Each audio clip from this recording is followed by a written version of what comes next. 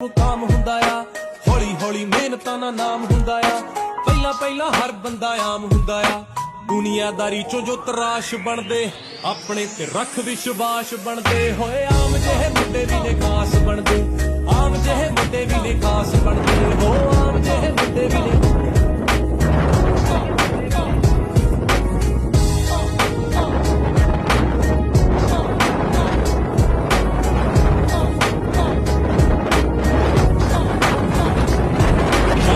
ਸੋਚ ਉੱਚੀ ਮਿਹਨਤੀ ਵੀ ਹੋਵੇ, ਜਿਹੜਾ ਉਸ ਬੰਦੇ ਦੀ ਤਰੱਕੀ ਫਟਾਫਟ ਹੁੰਦੀ ਆ।